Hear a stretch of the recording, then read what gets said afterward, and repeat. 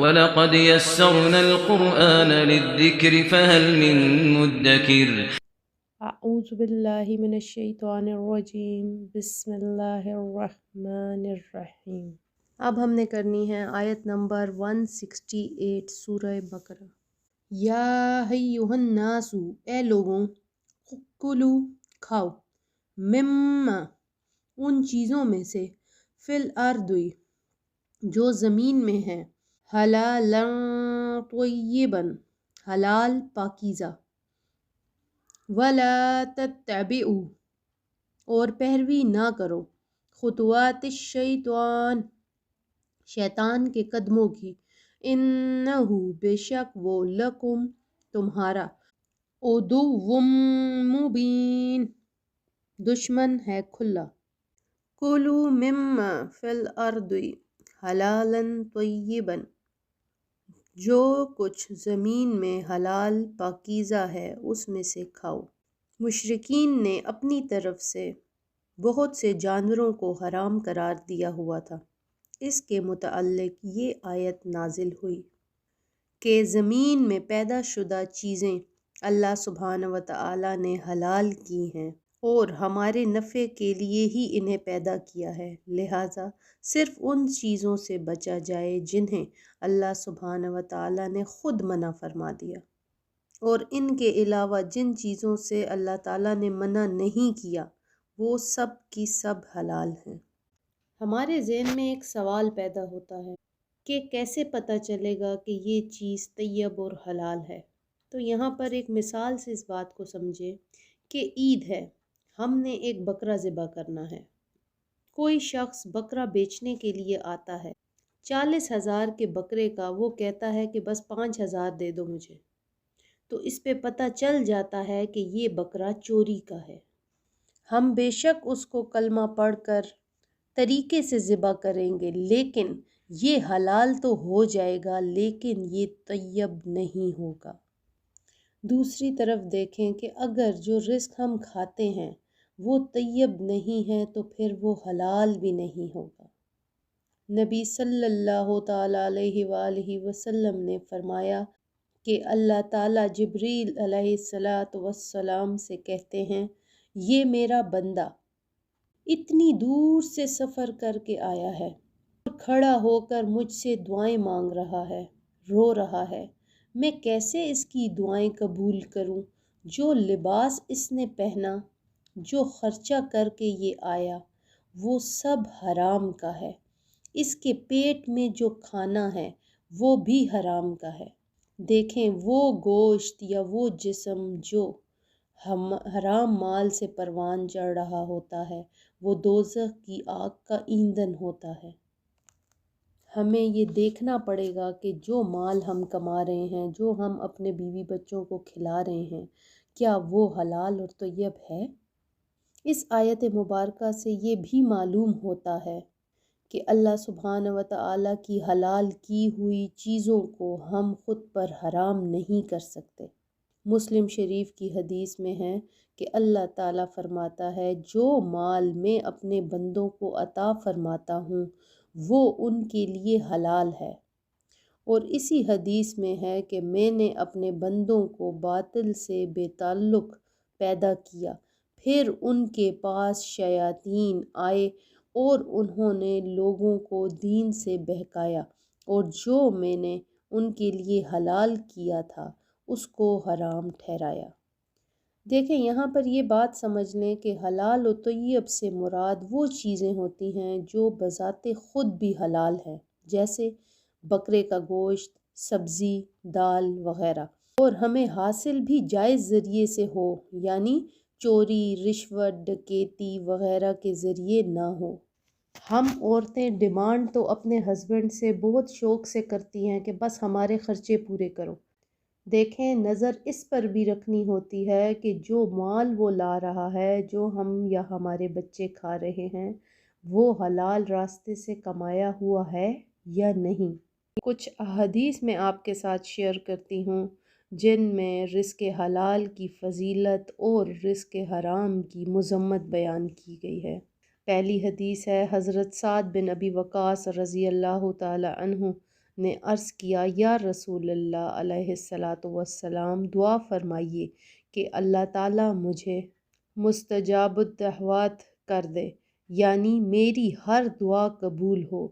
حضور پر نور علیہ الصلاۃ والسلام نے فرمایا اے سعد رضی اللہ تعالیٰ عنہ، اپنی خوراک پاک کرو، مستجاب الدعوات ہو جاؤ گے۔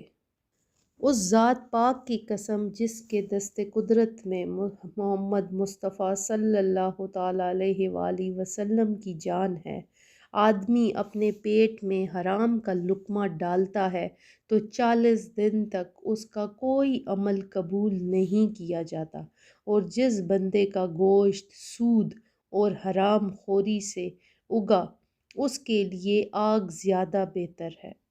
ایک دوسری حدیث ہے، حضرت ابو سعید خدری رضی اللہ تعالی عنہ سے روایت ہے، رسول کریم صلی اللہ تعالی علیہ وآلہ وسلم نے ارشاد فرمایا، جس شخص نے حلال مال کمایا پھر اسے خود کھایا یا اس کمائی سے لباس پہنا اور اپنے علاوہ اللہ تعالیٰ کی دیگر مخلوق جسے اپنے اہل و عیال اور دیگر لوگوں کو کھلایا اور پہنایا تو اس کا یہ عمل اس کے لیے برکت و پاکیزگی ہے۔ حدیث نمبر 3 ہے، حضرت عبداللہ بن عمر رضی اللہ تعالی عنہما سے روایت ہے، حضور اقدس علیہ الصلاۃ والسلام نے ارشاد فرمایا، دنیا میٹھی اور سرسبز ہے، جس نے اس میں حلال طریقے سے مال کمایا اور اسے وہاں خرچ کیا جہاں خرچ کرنے کا حق تھا تو اللہ تعالیٰ اسے آخرت میں ثواب عطا فرمائے گا اور اسے اپنی جنت میں داخل فرمائے گا، اور جس نے دنیا میں حرام طریقے سے مال کمایا اور اسے ناحق جگہ خرچ کیا تو اللہ تعالیٰ اسے ذلت و حقارت کے گھر یعنی جہنم میں داخل کر دے گا، اور اللہ سبحانہ و تعالیٰ اور اس کے رسول علیہ الصلاۃ والسلام کے مال میں خیانت کرنے والے کئی لوگوں کے لیے قیامت کے دن جہنم ہوگی۔ سورہ بنی اسرائیل کی آیت نمبر 97 میں اللہ سبحانہ و تعالیٰ ارشاد فرماتے ہیں، کلما خبت زدناہم سعیرا، ترجمہ ہے جب کبھی بجھنے لگے گی تو ہم اسے اور بھڑکا دیں گے۔ دیکھیں، ان احادیث کو سامنے رکھتے ہوئے ہم میں سے ہر مسلمان کو چاہیے کہ وہ حلال روزی کمائے اور حلال روزی سے ہی کھائے اور پہنے، اسی طرح دوسروں کو بھی جو مال دے وہ حلال مال میں سے ہی دے۔ میں یہاں آپ کو ایک واقعہ حضرت ابوبکر صدیق رضی اللہ تعالی عنہ کا سناتی ہوں کہ وہ حلال اور حرام میں کس قدر احتیاط کرتے تھے۔ ایک بار امیر المومنین حضرت ابوبکر صدیق رضی اللہ تعالی عنہ کا غلام آپ کی خدمت میں دودھ لایا۔ آپ رضی اللہ تعالی عنہ نے اسے پی لیا۔ غلام نے عرض کی، میں پہلے جب بھی کوئی چیز پیش کرتا تو آپ رضی اللہ تعالی عنہ اس کے بارے میں دریافت فرماتے تھے، لیکن اس دودھ کے بارے میں کچھ دریافت نہیں فرمایا۔ یہ سن کر آپ رضی اللہ تعالی عنہ نے پوچھا، یہ دودھ کیسا ہے؟ غلام نے جواب دیا کہ میں نے زمانہ جاہلیت میں ایک بیمار پر منتر پھونکا تھا جس کے معاوضے میں آج اس نے یہ دودھ دیا ہے۔ حضرت صدیق اکبر رضی اللہ تعالی عنہ نے یہ سن کر اپنے حلق میں انگلی ڈالی اور وہ دودھ اگل دیا۔ اس کے بعد نہایت عاجزی سے بارگاہ الہی میں عرض کیا، یا اللہ، جس پر میں قادر تھا وہ میں نے کر دیا، اس دودھ کا تھوڑا بہت حصہ جو رگوں میں رہ گیا ہے وہ معاف فرما دے۔ دیکھیں، ہمیں غلط فہمی یہ ہوتی ہے کہ ہم نے صدقہ دے دیا، کبھی سڑکیں بنوا لیں، کبھی مسجد بنوا لی، کبھی مسجد میں پیسے دے دیے، ہم بہت نیک کام کر رہے ہیں، ہمیں یہ گمان ہوتا ہے۔ پہلے دیکھنا یہاں پر یہ ہے کہ کیا یہ سارے کام ہم جن پیسوں سے کرتے ہیں وہ مال حلال کا تھا؟ مثلاً دیکھیں، زمزم کا بھرا ہوا ٹبکا ہے، اس میں نجاست کا پانی ایک قطرہ گر گیا کیا وہ پانی آپ اور میں پئیں گے؟ اب یہ فیصلہ ہم نے خود کرنا ہے۔ دیکھیں اللہ سبحانہ و تعالیٰ اس آیت مبارکہ میں ایک طرف حلال کی بات کر رہے ہیں تو دوسری طرف شیطان کی پیروی سے روکا۔ باقی تو دنیا کی اچھی بری چیزیں ہمارے سامنے آ جاتی ہیں، لیکن کیا شیطان ہمیں نظر آتا ہے؟ ہم کئی جگہ پر پڑھتے ہیں لکھا ہوا کہ ہمارا نفس شیطان ہے۔ یہاں پر پہلے یہ سمجھ لیں کہ شیطان کیا اور کون ہے جو ہمیں برائی کا حکم دیتا ہے۔ دیکھیں اب ہمیں قرآن پاک پڑھنے کے بعد اچھے برے کاموں کا پتہ چل گیا ہے، تو اب جو ہمیں برائی کے راستے پر بلاتا ہے سمجھ جائیں کہ اس وقت یہ شیطان ہے۔ اب ہم میں سے ہر کسی کو اپنے ارد گرد شیطان ڈھونڈنا پڑے گا۔ اب چیک کریں کہ کون ہمیں ایسے انویٹیشنز دیتا ہے جہاں اللہ سبحانہ و تعالیٰ کی نافرمانی ہو رہی ہوتی ہے۔ ایسی محفلوں میں جانا نہ کسی مسلمان کی پسند ہے، اور نہ ایسی محفلیں ہونا مسلمانوں کے لیے اللہ سبحانہ و تعالیٰ کو پسند ہے۔ دیکھیں وہ کون لوگ ہوتے ہیں جن کو آپ کہہ بھی دیتے ہیں کہ اسلام میں یہ سب کچھ نہیں، اس کے بعد بھی وہ آپ کا مذاق اڑاتے ہیں۔ اصل میں اس وقت وہ شیطان ہے۔ دیکھیں اکثر یہ باتیں ہمیں سننے کو ملیں گی اب آگے زندگی میں بھی، کہ یہ لوگ کہتے ہیں کہ اس نے ابھی نیا نیا اسلام سیکھا ہے نا، اس لیے پہلے تو ایسی نہیں تھی۔ دیکھو اس کی تو زندگی سے فن ہی ختم ہو گیا ہے، کتنی بیکورڈ ہو گئی ہے یہ۔ دیکھیں جب تک ہم ایسے اپنے ارد گرد ایسے شیطانوں کو ڈھونڈیں گے نہیں، پہچانیں گے نہیں، ان سے بچیں گے نہیں، ہم اس دنیا میں رہ کر صحیح راستے پر کیسے آ سکیں گے؟ دیکھیں یہاں پر بات یہ نہیں ہے کہ ہم نے اپنے رشتہ داروں کو یا کہیں پر جانا چھوڑنا ہے، لیکن جہاں کہیں بھی ہم ایسی محفلوں میں یا ایسی جگہوں پر جاتے ہیں وہاں جانے پہ کنٹرول کرنا ہے، اور کوشش کرنی ہے کہ دوسرا انسان بھی جو ہمارا ہی بہن بھائی ہے وہ سیدھے راستے پر آ سکے۔ اکثر لوگوں کے گھروں میں یہ مسئلے ہوتے ہیں کہ مرد کہتے ہیں کہ اگر ایسے تم حجاب لے کے میرے ساتھ تم نے باہر جانا ہے تو بس پھر مت جاؤ، یا عورتیں خود کہتی ہیں کہ نہیں یہ میں پہنوں یا ایسے میں حجاب کروں تو میرے ہسبینڈ کو پسند نہیں ہے۔ ایسی سب باتوں کے بعد بھی اسلام پر قائم رہنا یہی اصل صبر ہے۔ ایک بار ہم نے فیصلہ کرنا ہے کہ کون سے کام ہم کرتے ہیں وہ نہیں کرنے چاہیے، بس اس کے بعد سب کچھ پھر آسان ہو جاتا ہے۔ اصل میں مسئلہ یہ ہے کہ ہم نے اپنا دین اور دنیا دونوں کو الگ الگ سمجھا ہوا ہے۔ جب ہماری دین اور دنیا ایک ہی ہو جائے گی اور ہم قرآن پاک پر عمل کر کے زندگی گزاریں گے پھر ہمیں یہ مسائل نہیں ہوں گے۔